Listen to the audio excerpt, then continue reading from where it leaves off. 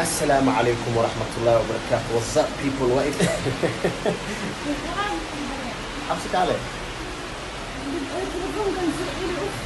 kulanti wanaagsan daawadayaasha qiimaha iyo qadarinta inaga mudan ku soo dhawaada barnaamijka qisooyinka iyo sheekooyinka jacaylka oo aad iga barateen. waxaa barnaamijka maanta aan kusoo qaadan doonaa qisada jacaylka la yiraahdo wiilka la yiraahdo Rashka Boy iyo Xabsa oo ah youtubers caanka ah geega Soomaalida. barnaamijkan waxaan kusoo qaadan doonaa noloshii jacaylkooda, halkay isku barteen iyo qaabkay isku barteen iyo qisada quruxda badan ee romantika ah ee labadooda ka dhaxayda.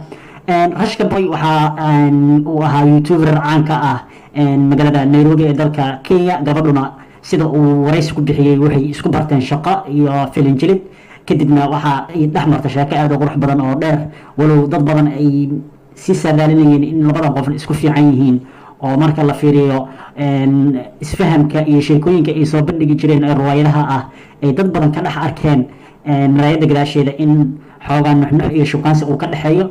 laakiin muddo dheer kadib oo sanad ku dhowaad ah iyo 2 sano ku dhowaad ah waxa ay sheekadaas qarsaneed, laakiin markii dambe banaanka ayay usoo baxday oo Rashka Boy ayaa arinta dadka la wadaagay, walow markii dadka uu la wadaagay iyo guurkooda uusan wax sidaa u dheeri uusan u dhaxaynin.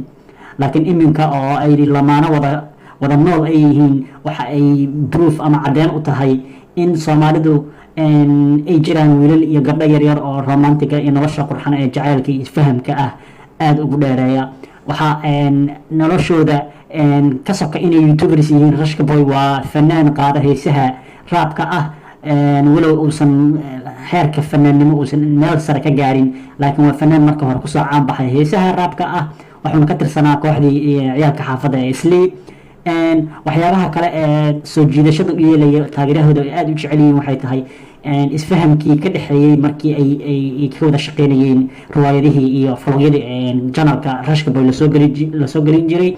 waxaan u rajaynaynaa inay nolol qurux badan ku noolaadaan labada lamaanaha ah oo tusaale iyo sawir qurux badan u ah jeelka Soomaaliyeed ama youtuberska ah ama dhalinyarta u badan ee Soomaaliya iyo daafaha dunida ku wada nool. waxaan leenahay halka ka haya, waxaan idin rajaynayaa nolol qurux badan oo ubad qurux badan. sidoo kale waxaan anigana halkan fariin uga dirayaa labadooda in youtube-koodii xoogaa uu yara hooseeyo ayaantan riwaayada iyo vlogyo qurux badan ay soo bandhigaan, maadaama ay nolosha wadaageen taageero badan oo aniga aan ka mid ahay ay leeyihiin. waxaan leeyahay halka ka haya bahasha dhulka ka qaada. sidaa iyo nabadgelyo.